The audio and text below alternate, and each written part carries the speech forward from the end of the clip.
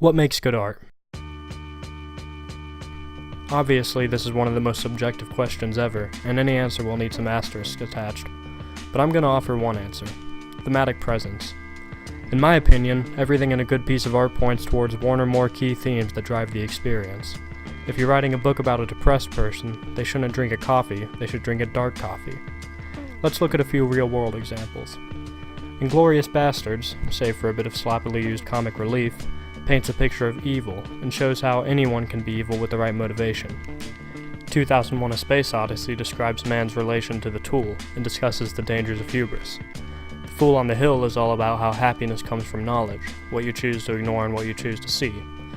Now these could all be considered the morals of those stories, but they all share the trait of nearly every aspect from framing to dialogue to general plot pointing to one idea. It'd be wrong to say this is the only way to make effective art, as I think a piece could be just as effective by subverting those expectations, but that's a topic for another day. In Thief 2, the game mechanics, subject matter, level and sound design, along with nearly every other aspect points to one word: subtlety. From its whispering protagonist and his short responses to everything. I've always equated feelings with getting caught. They both get in the way of my money. To the way he picks locks, to the quickly scribbled maps he uses, to the broader story itself, and even to the fact that the game is simply called Thief. Subtlety is everywhere in this game. The player slowly gets a feel for the world they're in, not by being told about it, but by paying attention and catching the small details. Players spend a large amount of time in this game focusing on the nuances of sound, lighting, and the layout of maps, all things that would be tiny details, even afterthoughts, in other games. The goal isn't simply to steal a few items, but it's to find those items by using as little clues as possible, and to do it in the cleanest, most subtle way possible.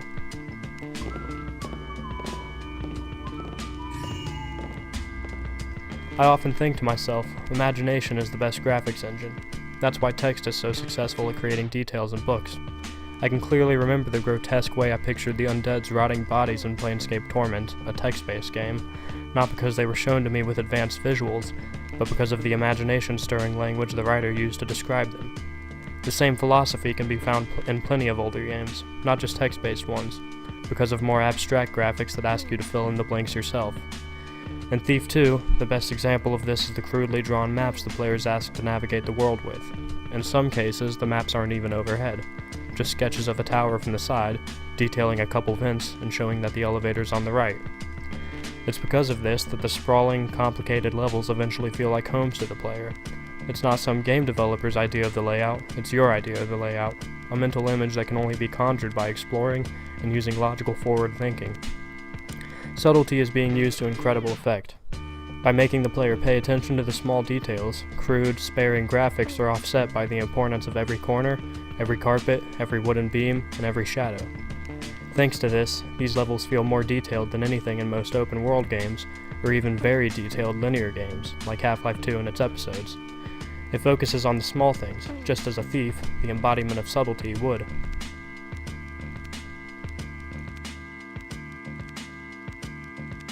Next, let's look at the way moment-to-moment gameplay mechanics are used to prop up the theme of subtlety. I could spend an hour talking about the brilliant, still unparalleled sound engine of the original Thief games, but suffice it to say your ears are almost as important as your eyes. Take a listen to this bit of Thief 2 gameplay.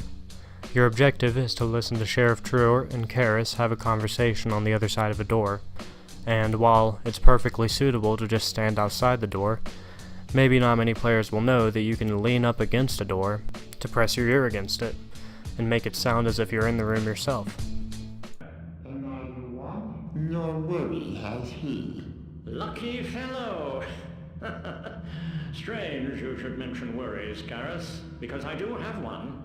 In Thief 1 and its sequel, players can pinpoint exactly where someone is and where they're going by listening to their footsteps alone, and can tell how loud they're being themselves by listening to their own footsteps. The amount of noise anyone is making is dependent on how fast they're moving and what type of material they're walking on. This works in tandem with the shadow system. If the player's in pitch dark, the guard can walk right up and touch them without being alerted, while even a moderately lit hallway will have the guard spotting them from 20 feet away.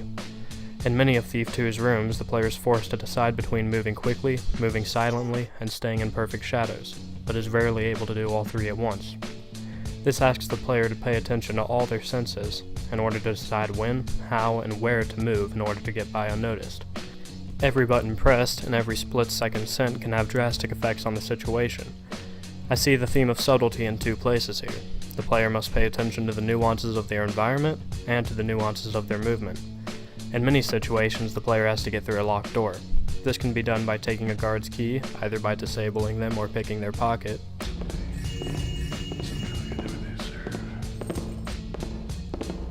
waiting for the guards to open the door and grabbing it before it shuts, or in many cases, by using the twin lockpicks. The player has 2 lockpicks, and they need to be held on a door in a random but predetermined order to unlock it.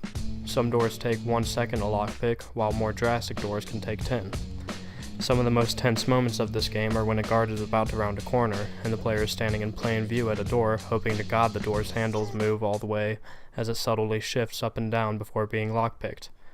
There's no on-screen indicator telling the player how long it'll be before the door opens. They just have to keep an eye on that handle and listen to the beautiful rattling of the lock to get that information.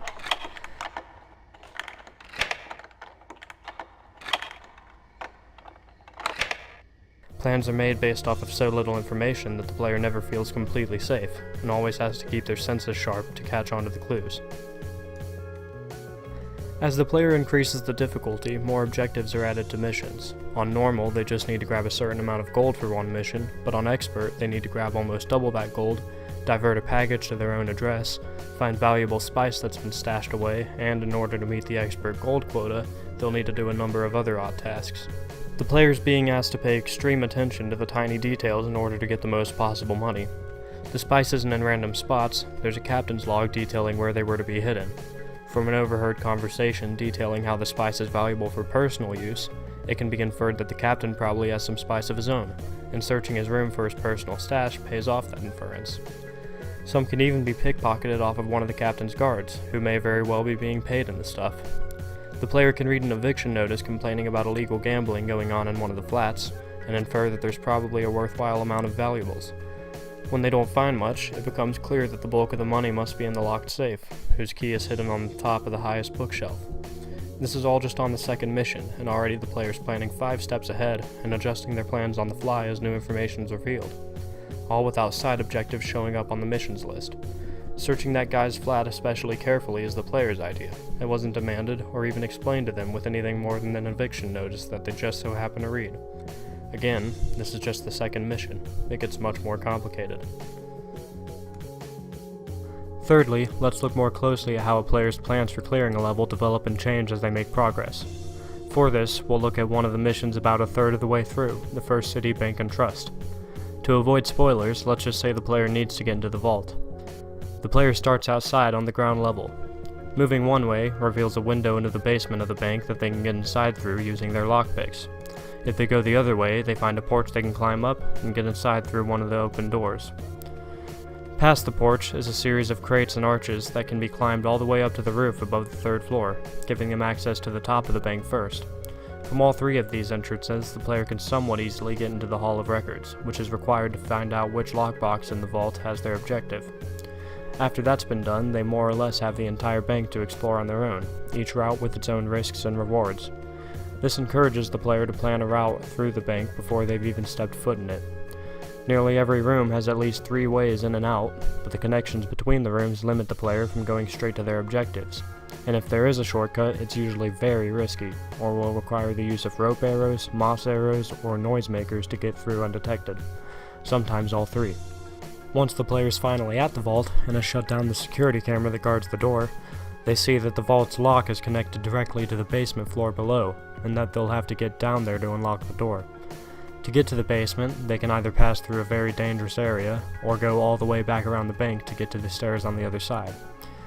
Once there, they see a sign warning of bots patrolling ahead, and must walk on solid metal, one of the loudest floors in the game, in a generally bright area. But with good timing and spatial awareness, they can pass through and get beneath the vault.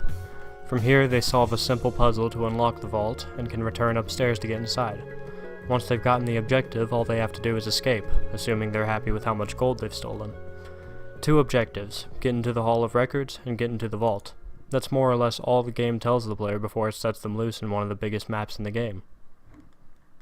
Thanks to the subtlety in the objectives and the ambiguity of routes, the player's victory after about 2 hours of slinking through the place feels earned, and feels entirely like their own doing.